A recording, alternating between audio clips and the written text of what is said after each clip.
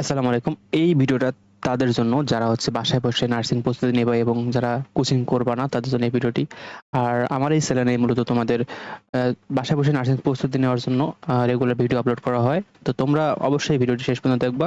আর আজকের এই ভিডিওতে আমি তোমাদের সাধারণ জ্ঞান ক্লাস নিব এবং আজকে আমাদের টপিক হচ্ছে বাংলাদেশের অর্থাৎ প্রাচীন বাংলার ইতিহাস। আর এই টপিকেই আমি তোমাদের ৪ টি আ পার্টে আলোচনা করব এবং এই লেকচারটি থেকে তোমরা আশা করি তোমাদের ১ মার্ক কমন পাবা ইনশাআল্লাহ। আর ক্লাসটি শুরু করো। আর বিশেষ করে আমার এই ক্লাসে তোমরা যদি এই পিডিএফটা পেতে চাও তাহলে অবশ্যই আমার ফেসবুক পেজে ফলো করবে। আর ফেসবুক পেজের লিংক আমার ডেসক্রিপশন বক্সে দেওয়া রয়েছে। তো ভিডিওটি শুরু করা গেল। সবার আগে বলা হচ্ছে প্রাচীন বাংলার ইতিহাস, অর্থাৎ আমাদের প্রাচীন বাংলা বলতে আমাদের প্রাচীনকালে আমাদের বাংলা অর্থাৎ একটা জনপদ ছিল। তো তো তাদের কিছু ইতিহাস নিয়ে আমাদের এই ভিডিওটি। তো আমরা এখন শুরু করতেছি। তো বলছে প্রাচীন জনপদ। জনপদ বলতে বর্তমান সময়ে আমরা যেমন বিভিন্ন বিভাগ বলি, তো প্রাচীনকালে আমাদের এইসব বিভাগ ছিল না। তো প্রাচীনকালে জনপদ ছিল এবং এই জনপদগুলোই তৎকালীন সময়ে বিভিন্ন রাজারা শাসন করত। তো এখানে বলছে বাংলা নামে একটি অখণ্ড দেশের জন্ম একবারে হয়নি। এর যাত্রা শুরু হয়েছিল প্রাচীন জনপদের মাধ্যমে, অর্থাৎ গৌড়, বঙ্গ, পুন্ড্র, হরিকেল, সমতট, বরেন্দ্র সহ প্রায় ১৬টি জনপদ কথা জানা যায়। অর্থাৎ তাহলে আমাদের জনপদ কয়টি আছে? মোট ১৬টি। তো এর মধ্যে পুন্ড্র জনপদকে সবচেয়ে প্রাচীন জনপদ বলা হয়। তাহলে তোমাদের পরীক্ষায় প্রশ্ন আসবে যে সবচেয়ে প্রাচীন জনপদের নাম কি? সেটা হচ্ছে পুন্ড্র।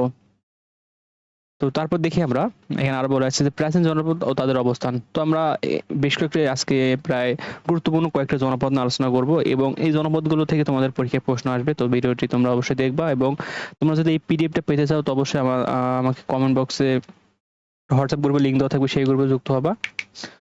তো বলা হয়েছে প্রাচীন জনপদ ও তাদের অবস্থান। প্রথমত আছে পুন্ড্র।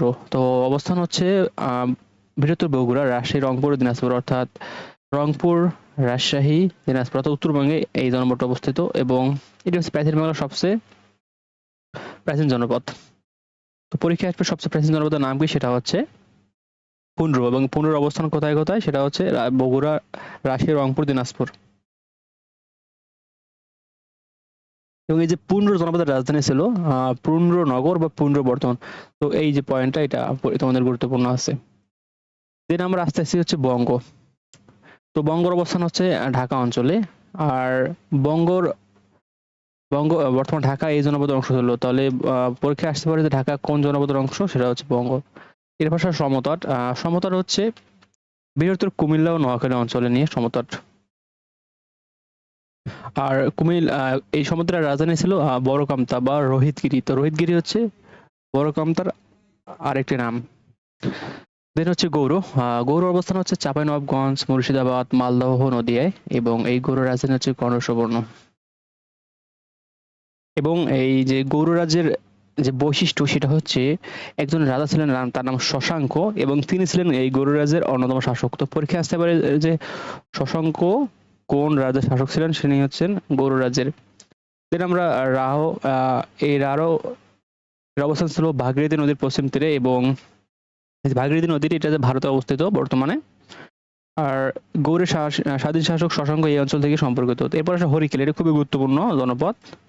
তো হরিকেল, অবস্থান হচ্ছে সিলেট, চট্টগ্রাম, পার্বত্য চট্টগ্রাম, অর্থাৎ মনে রাখবা আহ দক্ষিণ পূর্ব এবং দক্ষিণ উত্তর পূর্ব, অর্থাৎ সহজভাবে মনে রাখবা সিলেট, চট্টগ্রাম এবং পার্বত্য চট্টগ্রাম। আর এই যে হরিকেলের আরেক নাম ছিল সূক্ষ্ম। তো এইটা একটু মনে রাখবেন। দেন আসেন হচ্ছে বরেন্দ্র। তো বরেন্দ্রর অবস্থান হচ্ছে গঙ্গা ও করতো নদীর মধ্যবর্তী অঞ্চলে উত্তরবঙ্গে, অর্থাৎ রাজশাহী, রংপুর, দিনাজপুর এইসব অঞ্চলে। আর এই বরেন্দ্র বিখ্যাত হচ্ছে আপনার উর্বর কৃষিভূমির জন্য। দেন হচ্ছে আর কিছু পয়েন্ট আমরা সংক্ষেপে মনে রাখার চেষ্টা করবো। সেটা হচ্ছে পুন্ড্র হচ্ছে সবচেয়ে প্রাচীন জনপদ। আর বঙ্গ জনপদে ঢাকা অঞ্চলে অবস্থিত। আর গৌড় ছিল রাজা শশাঙ্কের রাজ্য। সমতট ছিল কুমিল্লা, নোয়াখালী। আর হরিকেল ছিল চট্টগ্রাম। বরেন্দ্র উত্তরবঙ্গ। তো এতগুলো পড়ার মধ্যে এগুলো হচ্ছে শর্ট কিওয়ার্ড, বুঝতে পারছেন? তো আজকের ক্লাসটি এই পর্যন্তই। আর পরবর্তী পার্টে আমরা আরো বিস্তারিত আলোচনা করব। তো ধন্যবাদ সবাইকে।